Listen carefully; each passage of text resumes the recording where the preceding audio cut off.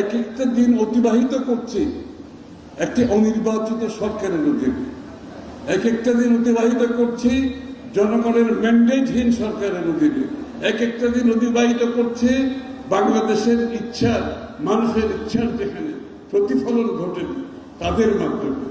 সুতরাং এটা যত তাড়াতাড়ি সম্ভব নির্বাচনী ব্যবস্থা শুরু করতে হবে। নির্বাচনের দিনক্ষণ মানুষের সামনে পরিষ্কারভাবে সামনে আসতে হবে, সমস্ত জাতি যাতে এটার প্রস্তুতি নিতে পারে। কিন্তু আমরা দেখতে পাচ্ছি সেই নির্বাচনের মাধ্যমে যে গণতান্ত্রিক অর্ডার ফিরিয়ে আনার যে জনগণের যে আকাঙ্ক্ষা, মালিকানা ফিরে যে আকাঙ্ক্ষা, সেটা শেখ হাসিনা যেভাবে বাধাগ্রস্ত করেছে, এখন আবার আরেকটি শক্তি অন্যভাবে সেটা বাধাগ্রস্ত করার চেষ্টা করছে। শেখ হাসিনা একভাবে বাধাগ্রস্ত করেছে, এরা কিন্তু অন্যভাবে এটা বাধাগ্রস্ত করার চেষ্টা করছে।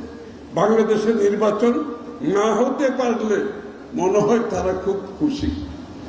বাংলাদেশের মানুষ ভোট দিতে না পারলে বাংলাদেশের মানুষের মালিকানা যদি টিকিয়ে রাখতে হয়, সেই প্রক্রিয়া যাতে শুরু না হয়, যাতে তারা শেখ হাসিনা নিজের মতো করে ক্ষমতা আঁকড়ে থাকার যে বিভিন্ন প্রক্রিয়া, এখন মনে হয় কিছু কিছু মানুষের মনে সেই আকাঙ্ক্ষা জেগেছে,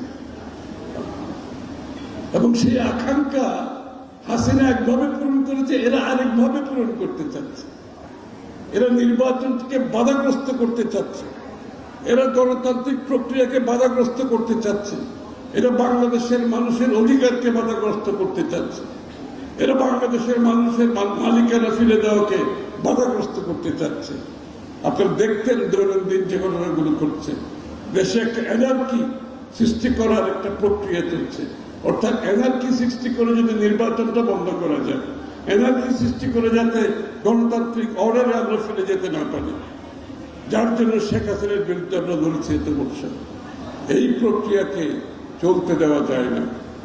বাংলাদেশের মানুষ নিশ্চিতভাবে এই প্রক্রিয়াকে রোধ করবে, এবং তারা তাদের অধিকারের, ভোটাধিকারের মাধ্যমে, গণতান্ত্রিক সাংবিধানিক রাজনৈতিক অধিকারের মাধ্যমে তাদের নির্বাচিত সরকার গঠিত করবে, যারা তাদের কাছে দায়বদ্ধ থাকবে, জবাবদিহি থাকবে দৈনন্দিন ভিত্তিতে। এটার অপেক্ষায় জনগণ আছে।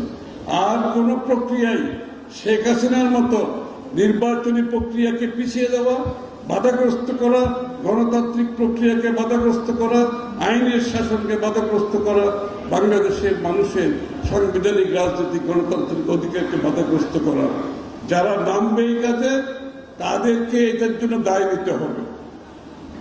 এই দায় তাদেরকে নিতে হবে। সুতরাং যত তাড়াতাড়ি সম্ভব তারা সঠিক সিদ্ধান্তে ফিরে আসবে। বাংলাদেশের মানুষের জন্য যত মঙ্গল, দেশের জন্য মঙ্গল, তাদের জন্য মঙ্গল।